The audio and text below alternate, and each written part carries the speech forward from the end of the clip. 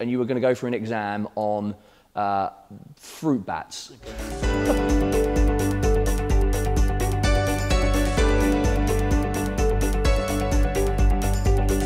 Hello everyone, welcome back to Passion Sundays.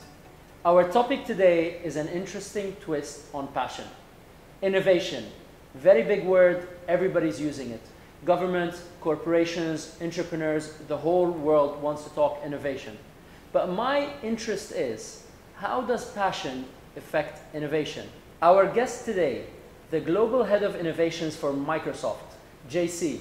He's been very kind to offer us an interview today.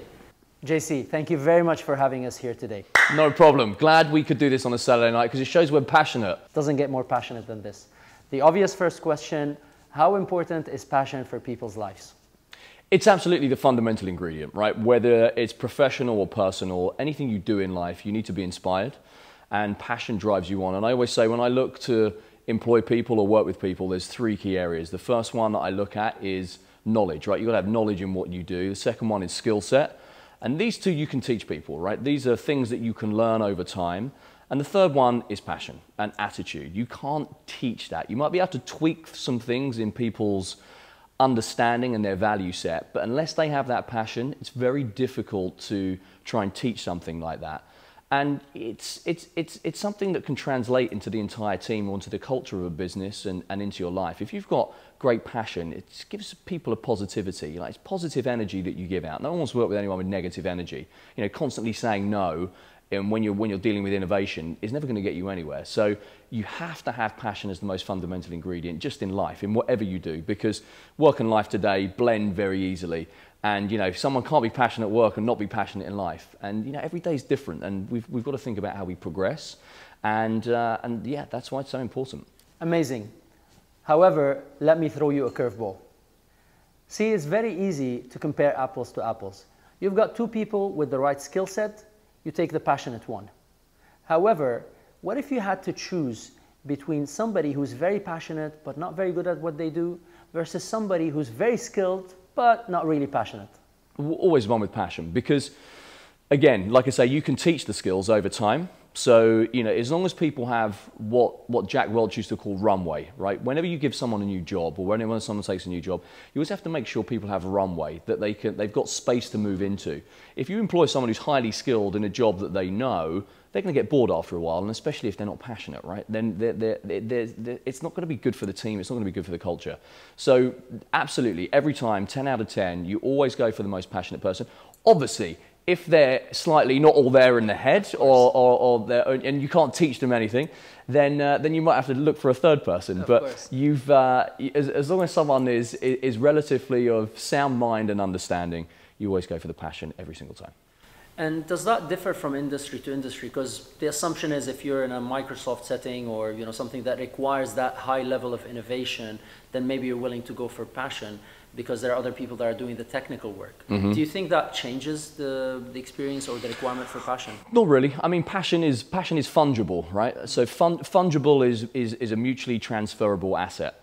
And so whether you're on the technical side, whether you're on the creative side, whether you're the office EA, right, that does people's diaries and makes sure people are, if you don't have passion for that, whatever you do, then it doesn't make any difference. It's a fungible asset that you have to have, because not everyone will be working for Microsoft or Google or Facebook all their lives, and you're not always going to have the same role. So people change, the people that you deal with change, and so you need passion as a very fundamental. How important it is for you and for the company to invest in helping people find their passion in life.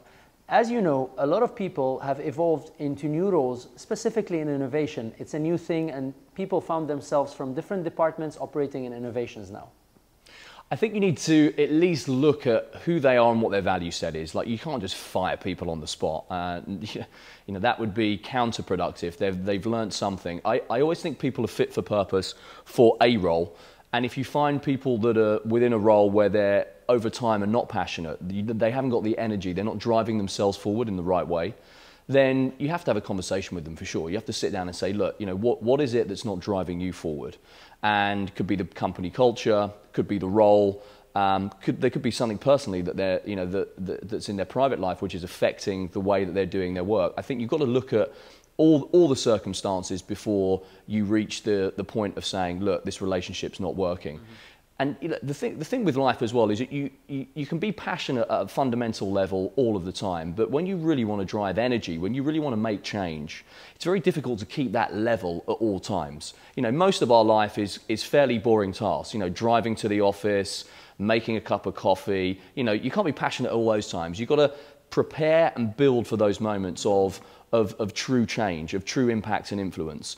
And so, you know, you can't be 100% all the time, but if someone has an underlying issue with how we're working on a project, with how we want to take the business forward, with the North Star of where we want to go, then you have to question, are they the right person that's going to be in the team, or can we put them somewhere else? I mean, there's a number of cases.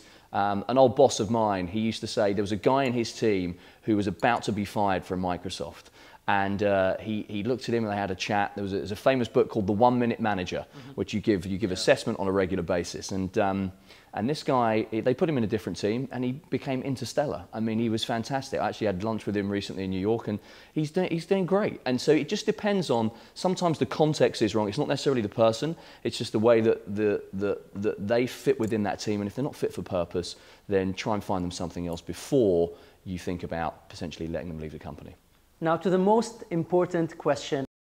We're talking, how does passion bring more innovation into the workplace? I know there's been a lot of research, and Harvard talks about how passion and happiness increases innovation. But it's always good to hear the non-academic part, the on-the-ground part, and I think nobody better than you to talk about it. Well, look, I mean, that Harvard Business Review article was absolutely fundamental. Passion is key, right? People look for that over education.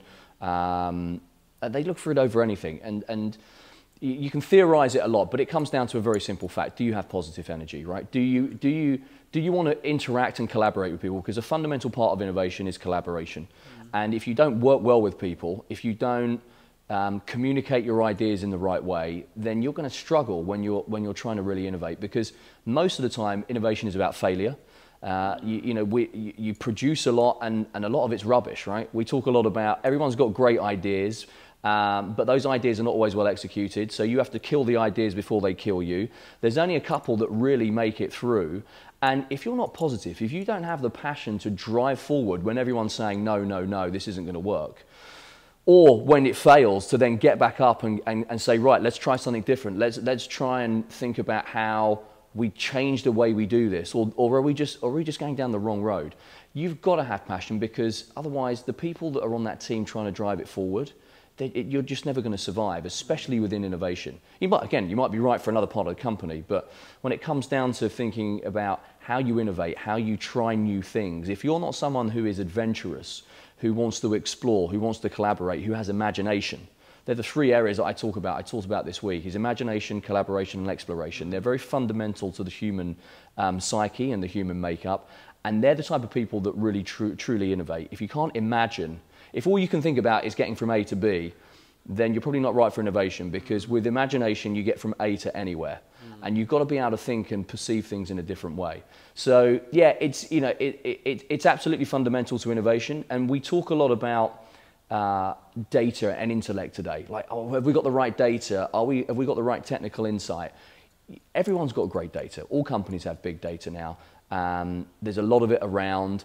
I describe it as we have to look at the data in order to decide how we move forward. So for instance, would you go for an exam, if you had access to a library, all the information in the world, and you were going to go for an exam on fruit bats? Okay. You're going to go for an exam on fruit bats, right? Okay. And someone says, Moustafa, you can go to the library and research fruit bats. And you said, no, actually, I don't want to do it. I'm just going to take a flyer on the test. You'd never do it, right? You'd go to the library and you'd research fruit bats, because that's what you'd want to do. You wouldn't want to put yourself in a position where you're taking a risk. Sure.